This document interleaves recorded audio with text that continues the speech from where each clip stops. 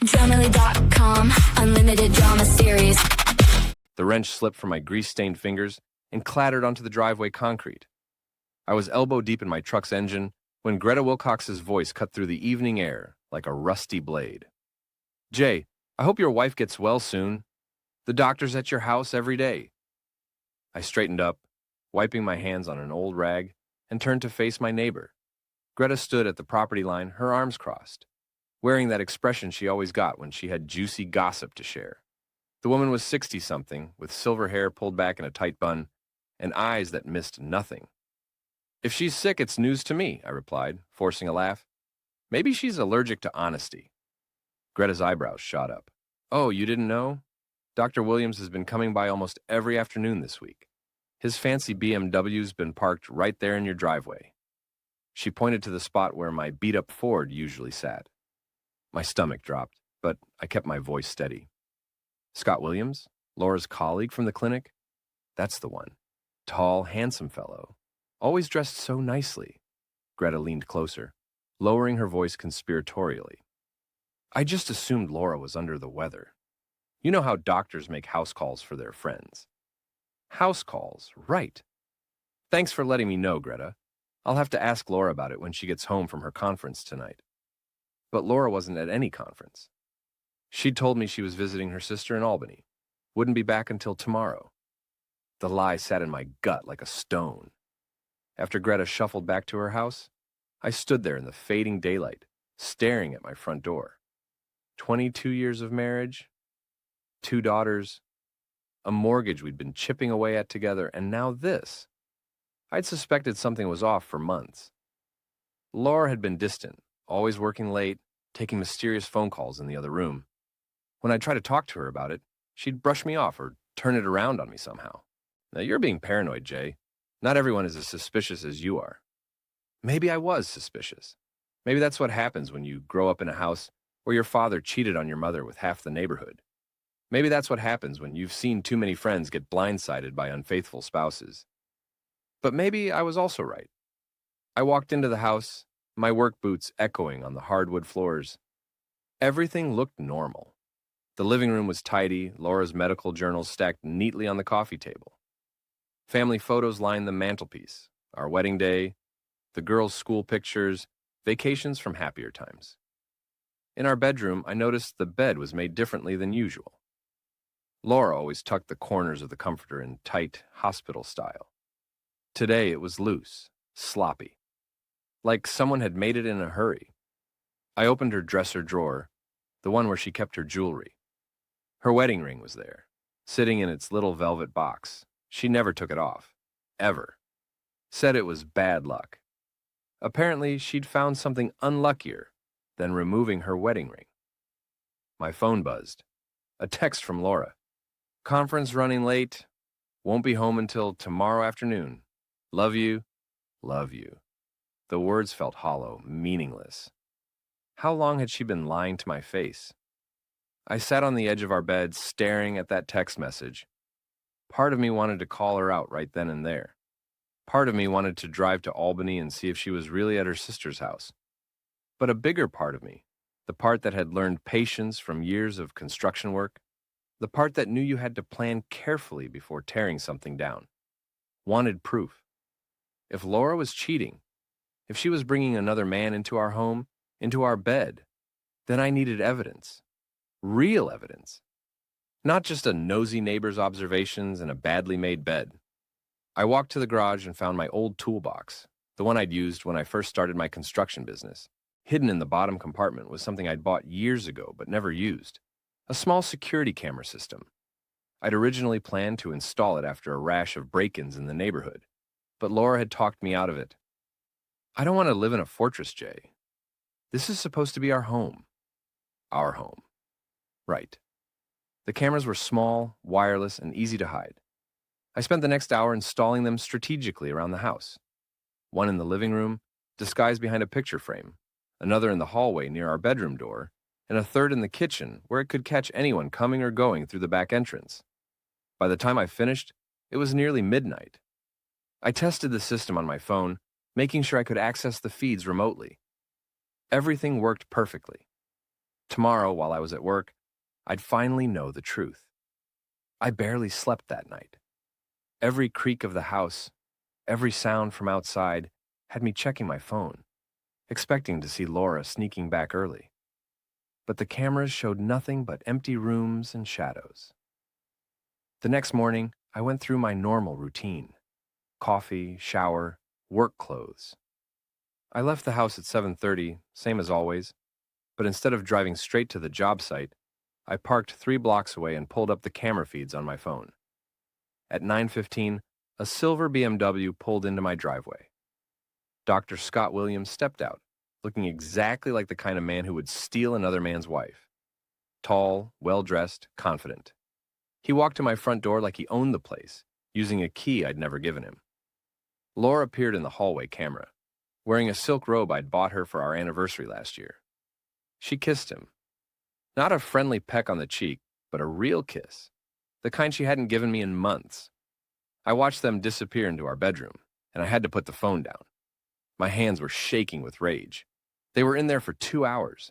2 hours in my bed in my house, while I sat in my truck like some pathetic private investigator, watching my life fall apart through a phone screen. At 11:30, they emerged. Laura was dressed now, looking composed and professional. They talked quietly in the kitchen, too far from the camera for me to hear, but their body language was intimate, familiar. This wasn't a new thing. This had been going on for a while. Scott left first, checking the street carefully before getting in his BMW.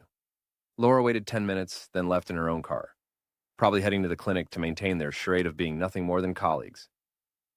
I sat there for another hour, staring at the empty house on my phone screen, trying to process what I'd just witnessed. My wife of 22 years was having an affair. In our home, in our bed, with a colleague she saw every day, a man I'd shaken hands with at hospital Christmas parties, a man whose wife I'd made small talk with at school functions.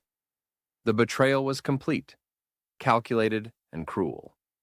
But as the initial shock wore off, something else took its place. Something cold and focused. If Laura wanted to play games, if she wanted to lie and cheat and make a fool of me, then she was about to learn that I could play games too. And I played to win. 3 days of surveillance gave me everything I needed to know. Laura and Scott had a routine. He'd arrive at my house every Tuesday and Thursday around 9:15, always parking in the driveway like he belonged there. They'd spend 2 hours together, then leave separately. On Fridays, they met at the Riverside Motel on the outskirts of town, probably thinking it was safer than my house. They were wrong about a lot of things.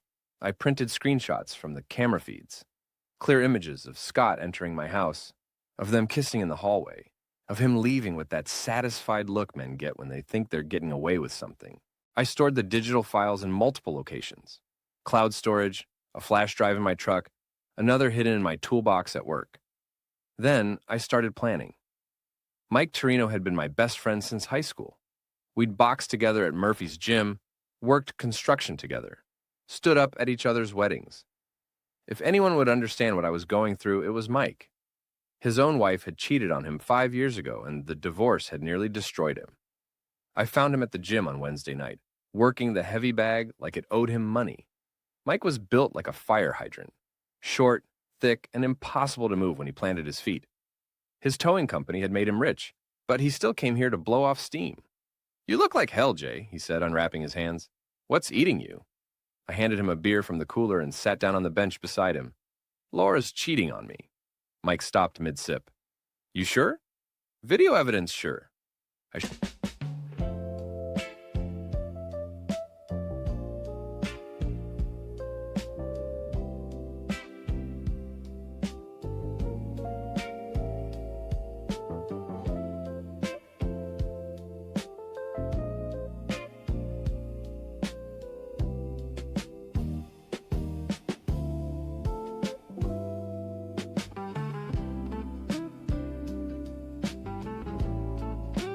Showed him one of the photos on my phone. "Dr. Scott Williams, Laura's colleague. He's been making house calls while I'm at work." Mike studied the image, his jaw tightening. "Son of a bitch. Right in your own house?" "Gets better. They also meet at the Riverside Motel on Fridays. I followed them last week. What are you going to do? That was the question I'd been wrestling with for days. The obvious answer was divorce, but that felt too simple, too clean. Laura would get half of everything, probably more since she made more money than I did. She'd play the victim, tell everyone how I'd grown distant, how our marriage had been struggling. She'd get sympathy, while I got the bill for her betrayal. I want payback, I said, real payback. The kind that hurts. Mike nodded slowly. I get it, but be smart about it, Jay. Don't do anything that'll land you in jail or cost you your kids. I'm not going to hurt anyone, but I'm also not going to just roll over and take this. What do you need from me? That was Mike. No judgment, no lectures about taking the high road. Just loyalty. Information. Scott Williams drives a silver BMW 750i. I need to know where he goes, who he sees, what his routine is like. Your towing company covers the whole county. Your guys see everything. Consider it done. What else? I need you to keep your ears open. Laura's going to start spinning a story soon, trying to control the narrative. I want to know what she's saying and who she's saying it to. Mike finished his beer and crushed the can. You got it. But Jay, whatever you're planning, make sure it's worth it. Revenge has a way of costing more than you expect. I thought about that as I drove home. Mike was probably right. Revenge was expensive. But so was 22 years of marriage, 2 daughters who looked up to their parents, and a life built on what I'd thought was mutual respect and love. Some costs were worth paying. Laura was already home when I walked in, sitting at the kitchen table with a glass of wine and a stack of patient files. She looked up when I entered, and for just a moment, I saw something in her eyes. Guilt, maybe, or fear. How was your day? She asked, her voice carefully neutral. Same as always. You? Busy. We had 3 emergency surgeries today. Dr. Williams and I were in the OR until almost 7. The lie came so easily, so naturally. I wondered how long she'd been practicing it. That's rough, I said, opening the refrigerator and grabbing a beer. Good thing you have such a dedicated colleague. Laura's fingers tightened around her wine glass. Scott's very professional. The patients appreciate his commitment. I bet they do. I sat down across from her, studying her face. Laura was still beautiful at 39, with auburn hair and green eyes that had caught my attention at a college party all those years ago. She'd aged well, kept herself in shape, dressed professionally but attractively. I could see why Scott Williams wanted her. What I couldn't see was why she wanted him. Jay, is everything okay? You seem tense lately. Just work stress. The Morrison renovation is behind schedule, and the client's breathing down my neck. Another lie to match hers. We were becoming quite the pair. Maybe you should take a vacation. Go fishing with Mike for a few days. Maybe I will. I took a long pull from my beer. Speaking of Mike, he mentioned something interesting today. His driver was over at the Riverside Motel on Friday, picking up a breakdown, and he saw your car in the parking lot. Laura went very still. My car? Red Honda Civic, license plate DIOC LRS. Pretty distinctive. I stopped there to use the restroom. I was driving back from that medical conference in Riverside. The one you told me was in Albany? The color drained from Laura's face. I misspoke. It was in Riverside, not Albany. Funny. I could have sworn you said Albany. Even sent me a text from there. Laura stood up abruptly, gathering her files. I'm tired, Jay. I'm going to bed. Sweet dreams, honey. Hope you don't have any more house calls tomorrow. She froze in the doorway. What's that supposed to mean? Nothing. Just that Greta mentioned seeing a doctor's car in our driveway a few times this week. She was worried you were sick. Greta needs to mind her own business. Maybe. Or maybe she's just being a good neighbor. Laura left without another word. I heard her footsteps on the stairs, then the bedroom door closing. A few minutes later, I heard the shower running. Washing off the evidence, no doubt. I finished my beer and checked the camera feeds on my phone.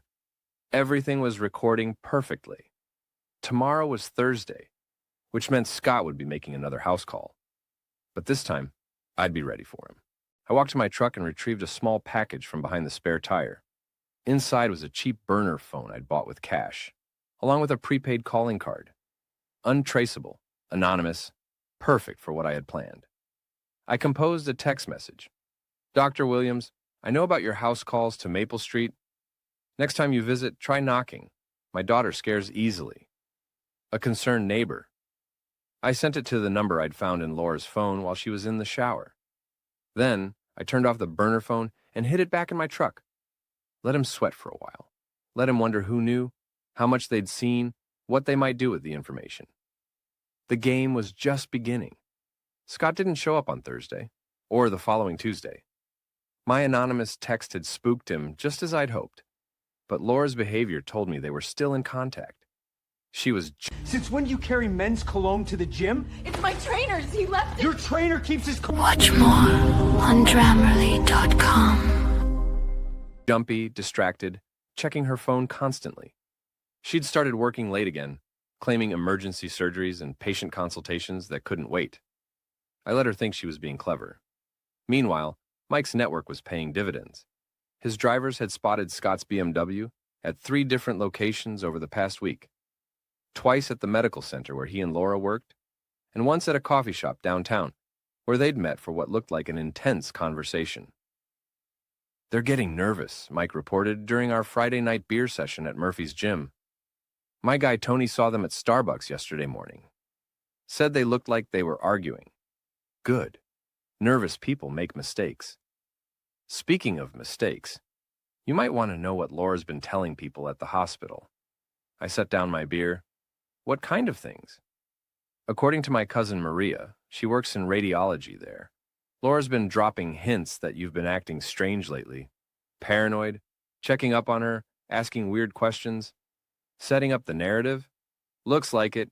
She's also been talking about how hard things have been at home, how you've grown distant over the past year. I laughed, but there was no humor in it. Distant? Right. I'm the one who's been distant. There's more. She told Maria that you've been drinking more, staying out late, not helping with the kids. All lies. I know that, and you know that. But other people don't.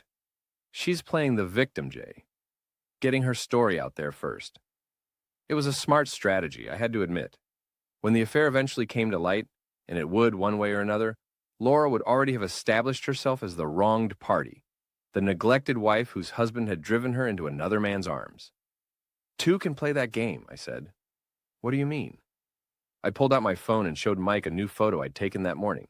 It was Scott's BMW parked behind the medical center, but from this angle it looked like it was parked behind the Riverside Motel. Photo editing is a wonderful thing, I said. Amazing what you can do with the right software. Mike studied the image. That's not the motel. I know that, and you know that. But other people don't. Jay, be careful. If someone figures out you doctored this, they won't. I'm better at this than Laura thinks. I put the phone away. Besides, I'm not planning to use it unless I have to. Insurance policy. What I didn't tell Mike was that I had other insurance policies too, like the spare key to Scott's house that I'd had made after following him home and watching him hide his emergency key under a fake rock by his front door. Like the information I'd gathered about his wife Jennifer's daily routine, her book club meetings, her yoga classes. Knowledge was power, and I was collecting as much as I could. The next morning, I decided to test Laura's defenses. I woke up early and made coffee, waiting for her in the kitchen when she came downstairs. "Morning, beautiful," I said, handing her a mug. She looked surprised by the gesture. "Thank you. You're up early for a Saturday. Thought maybe we could spend some time together today. It's been a while since we had a real conversation." Laura's hand trembled slightly as she lifted the coffee mug. "I'd like that, but I have to go into the office for a few hours. Patient emergency." "On a Saturday? Medicine doesn't take weekends off, Jay. You know that." "Of course. What kind of emergency?" "Mrs. Patterson. She's having complications from her surgery last week." I nodded sympathetically. "That's terrible. I hope Dr. Williams is available to help." Laura nearly dropped her coffee. "Why would you mention Scott specifically? Isn't he the one who performed the surgery? I thought you told me that." Yes, he did. So naturally he'd want to be there for the follow-up care. Very dedicated of him. Very dedicated, Laura repeated weakly. Well, don't let me keep you. Mrs. Patterson needs her doctors. Laura left 20 minutes later, but she didn't go to the hospital. I followed her at a distance, watching as she drove to the same coffee shop where Mike's driver had seen her arguing with Scott. She sat alone for almost an hour, checking her phone repeatedly before finally leaving. Scott never showed up. That afternoon, while Laura was supposedly at the hospital, I paid a visit to Jennifer Williams. Scott's wife lived in a beautiful colonial in the prestigious Hillcrest neighborhood, the kind of house that screamed success and stability. I'd met Jennifer a few times at hospital functions.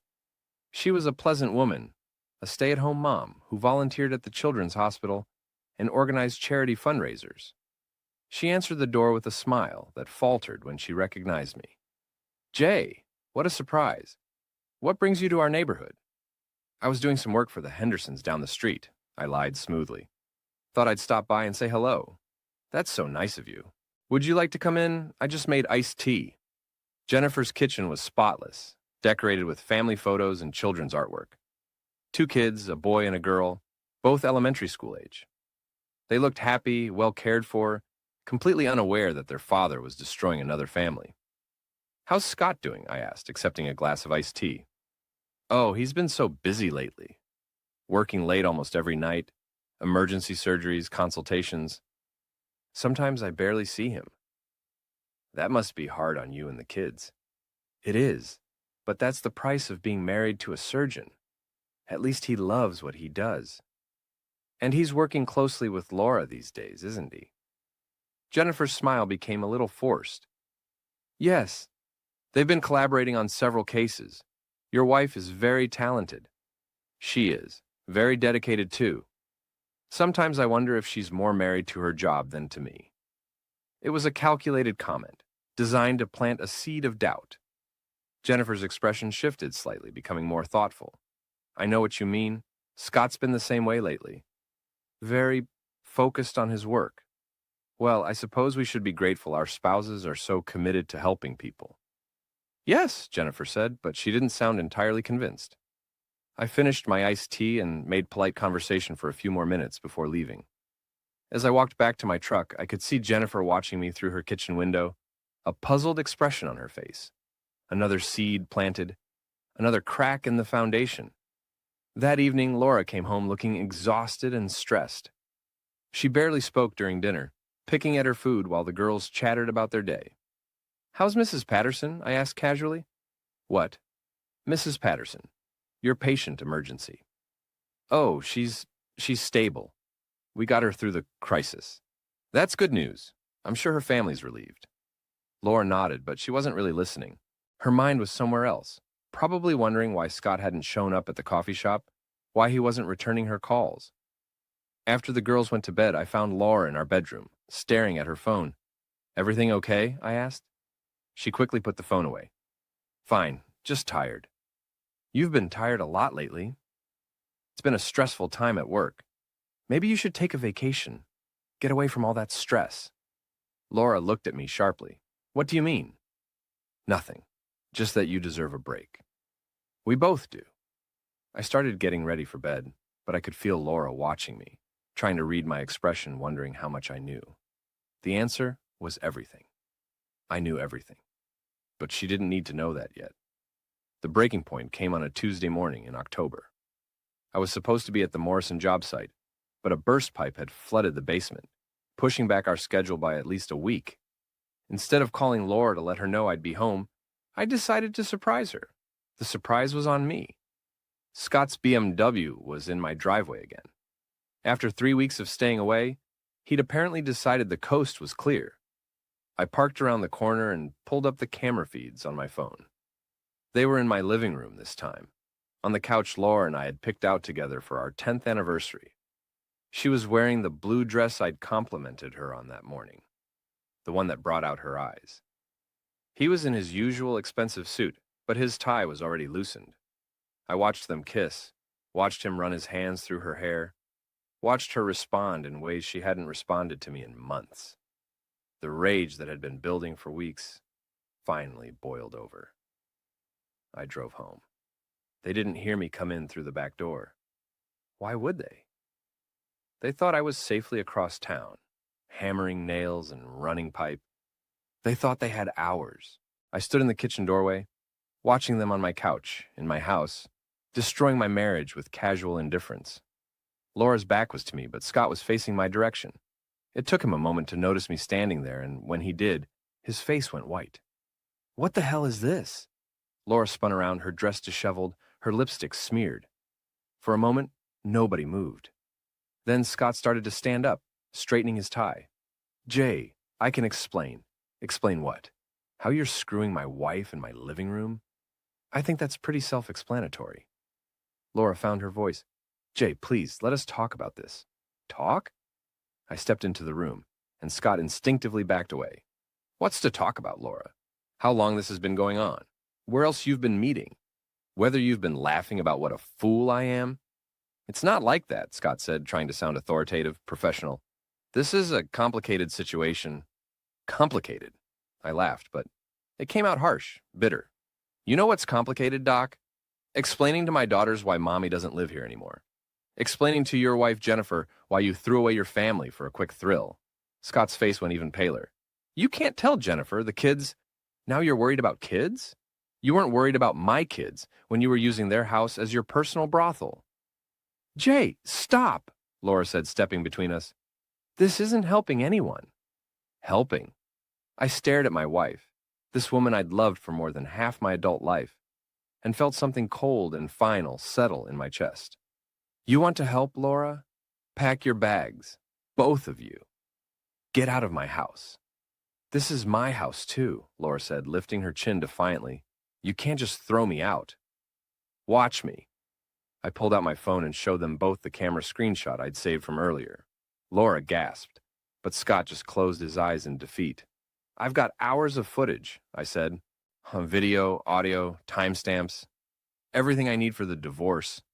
And everything Jennifer needs to take you for half your assets, Scott. What do you want? Scott asked quietly. I want you gone. Both of you. I want you to stop pretending this is some grand love affair and admit it's just two selfish people who couldn't keep their hands to themselves. It's not that simple, Laura said. Jay, we didn't plan for this to happen. But it did happen. Over and over again. In my house, in my bed. While I was working to pay for the life you're so eager to throw away. I walked to the front door and opened it. Get out. Now. Before I do something we'll all regret. Scott moved first, grabbing his jacket and heading for the door. But Laura stood her ground. We need to talk about this rationally, she said. Think about the girls. Think about our future. Our future? I stared at her in disbelief. Laura, you killed our future the first time you let him into this house. The first time you lied to my face about where you were going. The first time you took off your wedding ring to screw another woman's husband. She flinched at that last part. Good. I wanted her to flinch. I never meant for you to get hurt, she said quietly. But you knew I would. You just didn't care. Scott was already in his car, engine running, probably wondering if I was going to come after him with a tire iron. The thought had crossed my mind. Laura walked to the door, then turned back. This isn't over, Jay. We have 22 years together, 2 children. You can't just erase that because you're angry. You're right, I said. I can't erase it, but you already did. After they left, I sat in my living room, the same room where I just caught them together, and called my lawyer. Then I called my daughter's school and arranged to pick them up early. Then I called Mike. It's done, I said when he answered. You caught them? In my living room. Threw them both out. How are you holding up? I looked around the room at the family photos and shared memories, at the life Laura had decided wasn't worth preserving. I'm angry, I said, but I'm also relieved. At least now I know where I stand. What's next? Now, the real fun begins. That evening, I sat my daughters down and told them their mother and I were having problems. I didn't give them details. They were too young, and it wasn't their fault their mother had made terrible choices. But I wanted them to hear it from me first, before Laura had a chance to spin her version of events. Beth, my 13-year-old, took it hard. She'd always been close to Laura, and the news that her parents might divorce shattered something in her eyes that I wasn't sure could be repaired. Janie, only 7, didn't fully understand what was happening, but she could sense the tension, the change in the air. She climbed into my lap and asked if Mommy was coming home for dinner. "Not tonight, sweetheart," I said, holding her close. "But we'll figure everything out, okay?" Laura called that evening, wanting to talk to the girls. I let them speak to her, listening from the kitchen as she made promises she probably couldn't keep and explanations that didn't make sense to children their age. When they handed the phone back to me, Laura's voice was cold, professional. "We need to discuss custody arrangements," she said. "We need to discuss a lot of things, but not tonight. Jay, I know you're hurt, but please don't use the girls as weapons against me. I'm not the one who brought weapons into this marriage, Laura. That was you." I hung up and turned off my phone. Tomorrow, the lawyers would get involved, and everything would become official, legal, final. Tonight, I just wanted to hold my daughters and pretend that the world hadn't just shifted beneath our feet. But even as I tucked them into bed and kissed them goodnight, I was already planning my next move. Laura thought the confrontation was